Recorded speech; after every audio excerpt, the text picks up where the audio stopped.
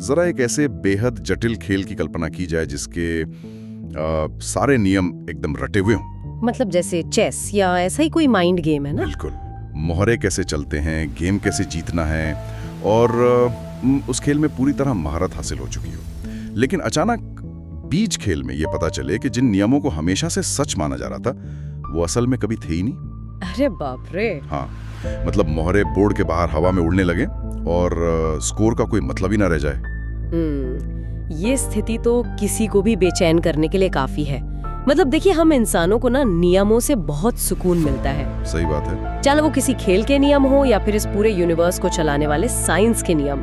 मतलब ग्रेविटी हमेशा चीजों को नीचे खींचती है, समय हमेशा एक ही दिशा में आगे बढ़ता है। हाँ, और एनर्जी कभी खत्म नहीं होती, बस अपना रूप बदलती है। एक सुरक्षा का एहसास होता है कि सब कुछ एक तय सिस्टम के तहत काम कर रहा है। और ठीक इसी पॉइंट से हमारी आज की एक गहरी चर्चा यानी डीप डाइव शुरू होती है।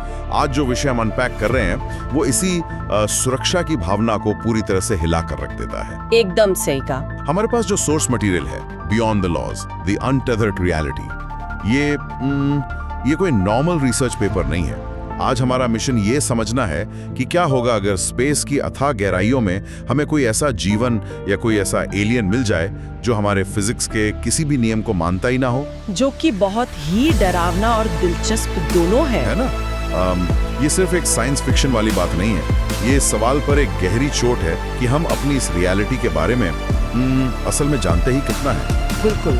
और इस चर्चा का पूरा फोकस इसी बात पर होगा कि ऐसी कोई भी डिस्कवरी ब्रह्मांड की हमारी समझ को कैसे हमेशा के लिए बदल सकती है। मतलब हम हमेशा ये मानकर चलते हैं कि हमारे साइंस के नियम पूरे यूनिवर्स में हर जगह एक जैसे ही लागू होते हैं। मतलब जो अर्थ पे है वही सब जगह होगा। हाँ, अर्थ पर जो फिजिक्स है वो ही एंड्रोमेडा गैलेक्सी में भी होगी। लेकिन ये केस फाइल सोचने पर मजबूर करती है कि शायद हमारी समझ बहुत ही लिमिटेड है। मतलब शायद हम पूरे ब्रह्मांड को एक बहुत ही छोटे से अपने ही बनाए हुए चश्मे से देख रहे हैं। एकदम सही। हम बस अपने लोकल रूल्स को यूनिवर्सल मान बैठे हैं।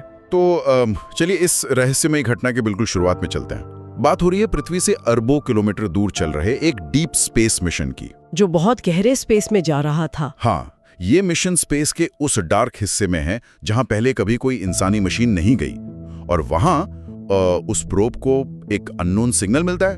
अब सबसे अजीब बात यह है कि ये कोई रेडियो वेव नहीं है और ना ही कोई नॉर्मल पल्सर का सिग्नल है। बिल्कुल। और ना ही ये किसी ब्लैक होल से आने वाला कोई नेचुरल पैटर्न है। ये कुछ एकदम ही अलग है। इसे अगर एक एनालॉजी से समझें तो मान लीजिए कार में रेडियो ट्यून किया जा रहा हो। हाँ, जहाँ अलग अलग फ्रीक्वेंसी आती है। हाँ, अलग अलग फ्रीक्वेंसी पर गाने या न्यूज की आवाज आनी चाहिए। लेकिन अचानक एक स्टेशन पर आवाज के बजाय रंग सुनाई देने लगे। ओह! लाल रंग की तेज आवाज या नीले रंग की धीमी गूंज। वो तो एक तरह का सेंसरी कोलैप्स हो जाएगा। मतलब दिमाग समझ ही नहीं पाएगा कि हो क्या रहा है। एकदम। लेकिन अगर ये सिग्नल रेडियो वेव नहीं है और ना ही कोई पहचाना हुआ पैटर्न है, तो हमारे साइंटिफिक इंस्ट्रूमेंट्स ने इसे एक सिग्नल के तौर पर रजिस्टर कैसे किया?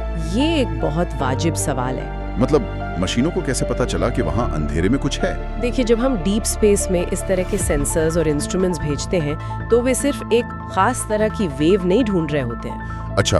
हाँ, वे यूनिवर्स के बैकग्राउंड नॉइज के बीच किसी भी तरह की विसंगति यानी अनोमली की तलाश कर रहे होते हैं। मतलब प्रकृति में जो भी चीजें होती हैं वे एक तय मैथमेटिकल सिस्टम का पालन करती हैं। जैसे तारों की रोशनी या ग्रहों की मूवमेंट। बिल्कुल। तारों की रोशनी का एक स्पेक्ट्रम होता है, ग्रहों की गति का एक रिदम होता है। जब मशीन एक ऐसा सिग्नल पकड़ती है जो रेडियो वेव नहीं है, तो इसका मतलब है कि उसने एक ऐसा डेटा पॉइंट डिटेक्ट किया है जो हमारे ज्ञात फिजिक्स के किसी भी मैथमेटिकल मॉडल में फिट ही नहीं बैठता। मतलब मशीन को वो मिल गया जो वहाँ होना ही नहीं चाहिए था। एकदम सही। ये एक स्ट्रक्चरल इम्पॉसिबिलिटी थी। स्पेस के उस खालीपन में वो डेटा पॉइंट इतना अजीब और इतना स्पष्ट था कि उसे किसी सिस्टम एरर की तरह इग्नोर नहीं किया जा सकता था। तो सेंसर ने कोई एलियन मैसेज डिकोड नहीं किया? नहीं, सेंसर ये नहीं बता रहा था कि ये कोई एलियन मैसेज है। सेंसर बस ये चिल्ला रहा था कि यहाँ के डेटा में फिजिक्स काम नहीं कर रही है। और इसी एनॉमली का पीछा करते हुए वो डीप स्पेस मिशन उस ग्रह तक पहुंचता है, जो कि अपने आप में एक अलग ही लेवल का रहस्य है। बिल्कुल। जब साइंटिस्ट उस सिग्नल के सोर्स को ट्रैक करते हैं तो उन्हें एक ऐसा प्लैनेट मिलता है जो पूरी तरह से छिपा हुआ है। वो एकदम डार्क है, शांत है और लगभग इनविजिबल है। एकदम अदृश्य। हाँ, लेकिन उस इनविजिबल अंधेरे में भी वहां कुछ जीवित है। अब यहाँ इनविजिबल या अदृश्य होने के कॉन्सेप्ट को समझना थोड़ा जरूरी है। इसका मतलब ये नहीं है कि वो कोई भूतिया ग्रह है। तो फिर क्या मतलब है इसका? इसका मतलब ये है कि वो प्लैनेट लाइट के साथ उस तरह से इंटरैक्ट नहीं कर रहा है जैसा नॉर्मल मैटर करता है। वो न तो स्टारलाइट को रिफ्लेक्ट कर रहा है और ना ही उसे एब्जॉर्ब कर रहा है। मतलब वो बस वहां है, एक वॉइड की तरह। हाँ, एक खालीपन की तरह। और फिर भी वहाँ लाइफ का मौजूद होना ये साबित करता है कि जीवन को पनपने के लिए हमेशा उन शर्तों की जरूरत नहीं होती जो हम पृथ्वी पर देखते हैं, जैसे पानी और ऑक्सीजन। बिल्कुल। कार्बन, पानी, ऑक्सीजन, शायद लाइफ के लिए ये सब जरूरी है ही नहीं। अब यहाँ से कहानी एक ऐसा मोड़ लेती है जो सीधा दिमाग घुमा देता है। अंतरिक्ष यात्री तय करते हैं कि वे उस छिपे हुए ग्रह पर लैंड करेंगे, जो कि एक बहुत बड़ा रिस्क था। हाँ, बहुत बड़ा। जब वे सतह पर कदम रखते हैं तो शुरुआती कुछ पल एकदम नॉर्मल लगते हैं। गुरुत्वाकर्षण एकदम सही महसूस होता है, आसपास एक वायुमंडल भी है और जिस जमीन पर वे खड़े हैं वो ठोस है। लेकिन तभी एकदम से उनके आसपास के फिजिक्स के नियम ताश के पत्तों की तरह ढहने लगते हैं। और मैं बता दूं कि ये ढहना कोई छोटा मोटा बदलाव नहीं था। बिल्कुल नहीं। एक ऑब्जेक्ट नीचे गिरने के बजाय अचानक हवा में ऊपर की तरफ तैरने लगता है। ग्रेविटी का एकदम उल्टा काम करना। हाँ, और टाइम एकदम अजीब तरीके से बर्ताव करने लगता है। एक एस्ट्रोनॉट की घड़ी बहुत तेज चलने लगती है, जबकि उसके ठीक बगल में खड़े दूसरे एस्ट्रोनॉट की घड़ी एकदम धीमी पड़ जाती है। ये तो पूरी तरह से दिमाग सुनकर देने वाला मोमेंट रहा होगा। बिल्कुल। और रोशनी का बिहेवियर बदल जाता है। परछाइयाँ लाइट सोर्स से दूर जाने के बजाय लाइट की तरफ ही बनने लगती हैं। ये बिल्कुल वैसा है जैसे किसी वीडियो गेम में कोई भयानक ग्लिच आ गया हो। हाँ, जहाँ कैरेक्टर अचानक दीवार के आर पार जाने लगे या हवा में चलने लगे। वही तो। लेकिन एक लॉजिकल सवाल यहाँ उठता है कि अगर वायुमंडल और ग्रेविटी शुरुआत में बिल्कुल नॉर्मल थे, तो क्या ये फिजिक्स का टूटना उस पूरे ग्रह पर एक साथ हो रहा है या सिर्फ उसी जगह पर हो रहा है जहां वो लोग खड़े हैं? देखिए, जो डेटा और डिटेल्स इस मिशन से मिलते हैं वो साफ इशारा करते हैं कि ये कोई यूनिवर्सल या प्लैनेटरी भ्रम नहीं है। मतलब ये पूरे ग्रह पर नहीं हो रहा था? नहीं। घड़ियों वाला उदाहरण ही ले लीजिए। जब एक घड़ी तेज और दूसरी धीमी चलती है तो इसे हम टाइम डायलेशन कहते हैं। आइंस्टाइन की थ्योरी ऑफ रिलेटिविटी। एकदम सही। आइंस्टाइन की थ्योरी के हिसाब से टाइम अलग अलग गति से तभी चल सकता है जब या तो आप प्रकाश की गति के आसपास सफर कर रहे हो या फिर आप किसी ब्लैक होल जैसी इंटेंस ग्रेविटी के पास हो। लेकिन यहाँ तो दोनों यात्री एक ही जगह पे खड़े हैं, एक ही ग्रेविटी में है। वही तो मतलब रिलेटिविटी का नियम वहाँ काम ही नहीं कर रहा। इसलिए ये माना जा सकता है कि ये फिजिक्स का टूटना उस पूरे ग्रह का परमानेंट नेचर नहीं है। तो ये एक लोकलाइज्ड चीज थी। हाँ, ये एक लोकलाइज्ड एनोमली है।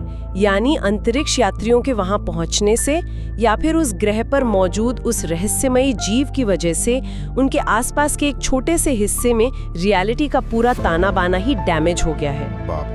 और परछाइयों का उल्टा होना बताता है कि वहाँ फोटॉन्स, जो लाइट के पार्टिकल्स होते हैं, वो ज्योमेट्री के बेसिक नियम भूल चुके हैं। लाइट हमेशा सीधी लाइन में चलती है, पर वहाँ वो किसी और ही डायमेंशन के रूल्स फॉलो कर रही हैं। तो ये कोई ऑप्टिकल इल्यूजन या नजर का धोखा नहीं था? बिल्कुल नहीं। ये वास्तविकता का टूट जाना था। रियलिटी ही ब्रेक हो गई थी। और ये रियलिटी बिना किसी वजह के नहीं टूट रही है।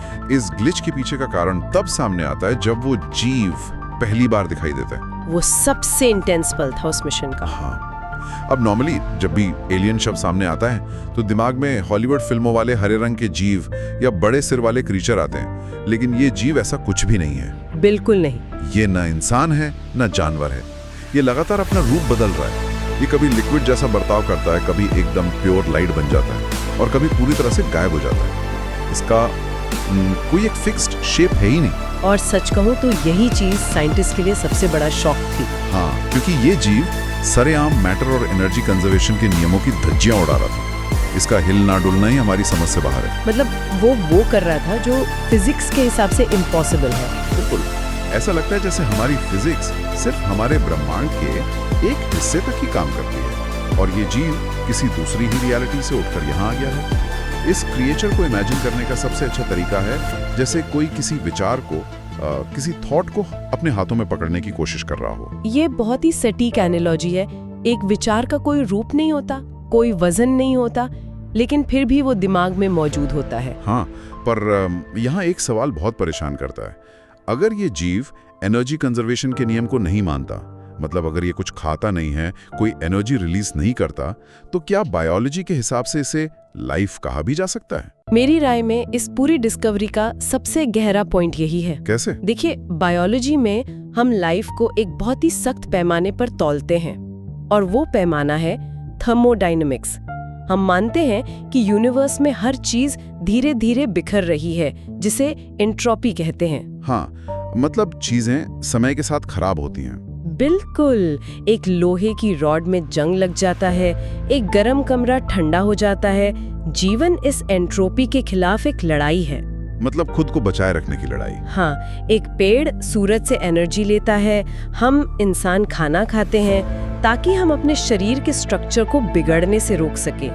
लाइफ का मतलब ही है बाहर से एनर्जी लेकर अपने अंदर का ऑर्डर बनाए रखना। लेकिन ये जीव तो बिना किसी एनर्जी एक्सचेंज के अपना आकार और रूप बदल रहा है, मतलब ये एंट्रोपी के नियम को मान ही नहीं रहा। बिल्कुल। और अगर ये बिना एनर्जी कंज्यूम किए एग्जिस्ट कर रहा है, तो इसका सीधा मतलब है कि हमारी लाइफ की डेफिनेशन ही अधूरी है।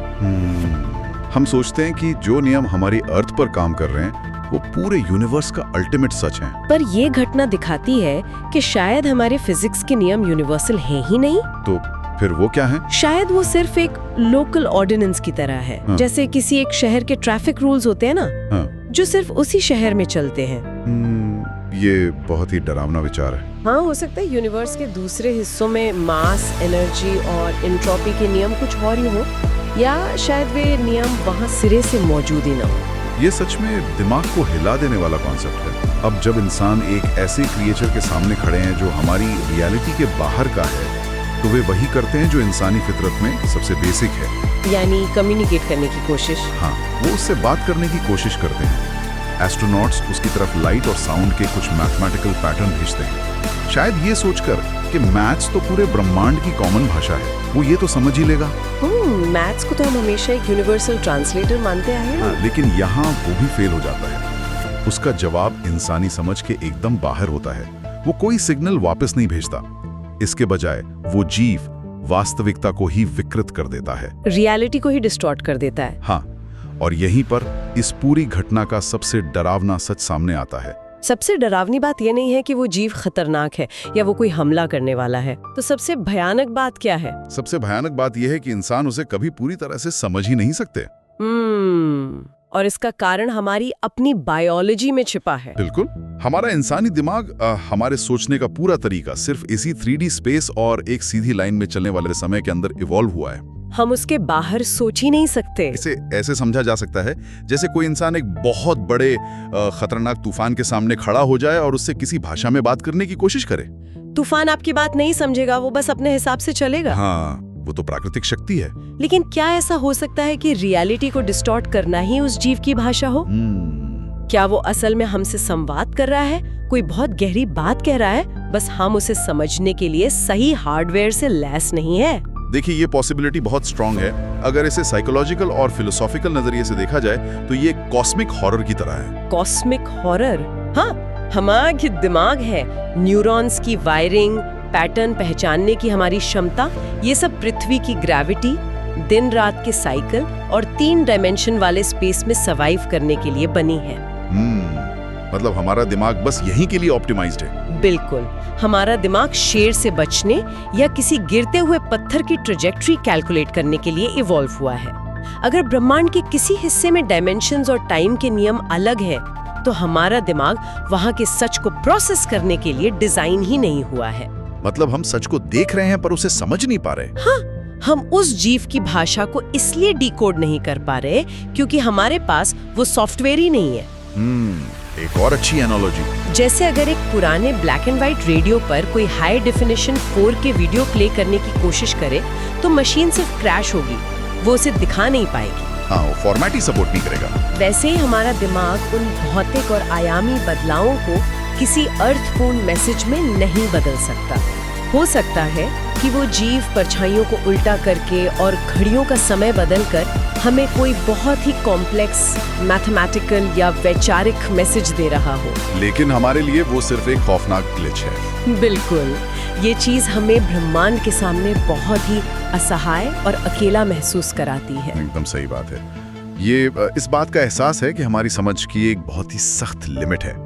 हम उस लिमिट के बाहर का ना तो कुछ देख सकते हैं ना समझ सकते हैं। और यही इस सोर्स मटेरियल का सबसे परेशान करने वाला हिस्सा है।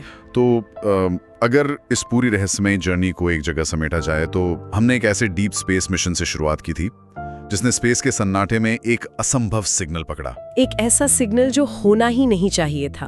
हाँ, उस सिग्नल का पीछा करते हुए इंसान एक ऐसे छिपे हुए ग्रह तक पहुंचे जहां हमारे सबसे भरोसेमंद फिजिक्स के नियम भी काम करना बंद कर गए। वहां एक ऐसे जीव का सामना हुआ जिसका कोई फिक्स्ड आकार नहीं था और जो एनर्जी के नियमों को पूरी तरह इग्नोर कर रहा था। और सबसे बड़ी बात, इस पूरी घटना ने ये साबित कर दिया कि शायद साइंस के नियम यूनिवर्सल नहीं है। हाँ, शायद ब्रह्मांड के हर कोने में जीवन मौजूद है, अलग अलग रूपों में, लेकिन हम अपनी लिमिटेड नजरों के कारण सिर्फ उसी लाइफ को पहचान पाते हैं जो हमारे नियमों का हमारी फिजिक्स का पालन करती है, जो हमारे सांचे में फिट बैठती है। बिल्कुल, जो चीजें हमारे नियमों के बाहर ऑपरेट कर रही हैं वे हमारे ठीक सामने होकर भी हमारे लिए पूरी तरह से अदृश्य हैं। इस पूरी केस फाइल का सबसे बड़ा टेकअवे मेरी नजर में यही है कि साइंस की हमारी समझ कोई अंतिम सत्य नहीं है। ये सिर्फ एक पर्सपेक्टिव है, एक नजरिया है। बहुत खूब कहा। जब ये बात एक्सेप्ट कर ली जाती है कि हमारी रियलिटी सिर्फ एक लोकल वर्जन है, तो ये इंसानी अहंकार को तो खत्म करता ही है, साथ ही ब्रह्मांड की विशालता के प्रति एक बहुत गहरा सम्मान भी पैदा करता है। कि हम कितने छोटे हैं। हाँ, जो हम जानते हैं वो बस एक बूंद है, और जो हम नहीं जानते वो एक ऐसा समंदर है जिसके रूल्स भी हमें नहीं पता। तो इस डीप टाइप को खत्म करते हुए एक विचार पर गौर करना बहुत जरूरी है। उसी खेल के बारे में फिर से सोचा जाए जिसका जिक्र शुरुआत में हुआ था, जहां नियम अचानक काम करना बंद कर देते हैं। हाँ, वो शतरंज वाला उदाहरण। हम इंसान हमेशा यही सोचते हैं कि यूनिवर्स का सबसे एडवांस्ड जीवन, सबसे इंटेलिजेंट एलियन सिविलाइजेशन वो होगी जिसके पास हमसे बड़ी मशीनें होंगी, सबसे खतरनाक वेपन्स होंगे या लाइट की स्पीड से चलने वाले स्पेसशिप्स होंगे। हम हमेशा तकनीक के चश्मे से ही एडवांसमेंट को देखते हैं ना। बिल्कुल, लेकिन इस पूरी घटना से एक बहुत ही प्रोवोकेटिव सवाल उठता है। इस पर गौर किया जा सकता है कि क्या ये पॉसिबल है कि ब्रह्मांड का सबसे एडवांस्ड जीवन वो नहीं है जिसके पास सबसे बड़ी तकनीक है, बल्कि वो है जो हमारी इस रियलिटी के नियमों से ही पूरी तरह आजाद हो चुका है, जिसने नियमों को तोड़ना नहीं बल्कि नियमों के बिना रहना सीख लिया है। एकदम, वो एवोल्यूशन का एक ऐसा लेवल होगा जहां स्पेस टाइम और मैटर कोई मायने ही नहीं रखते। वो असल में अल्टीमेट फ्रीडम होके। बिल्कुल, ये एक ऐसा सवाल है जो ब्रह्मांड में हमारे अपने अस्तित्व, हमारी साइंस और हमारी पूरी समझ पर एक बहुत बड़ा प्रश्न चिन्ह लगा देता है। अगली बार जब रात के आसमान की तरफ देखा जाए तो ये जरूर सोचा जाना चाहिए कि वहां उस अंधेरे में और क्या-क्या छिपा हो सकता है, जो शायद हमारे ठीक सामने हो। हाँ, शायद कुछ ऐसा जो ठीक हमारी तरफ ही देख रहा हो, लेकिन एक ऐसी भाषा में, एक ऐसे डायमेंशन में जिसे हम कभी महसूस भी नहीं कर पाएंगे।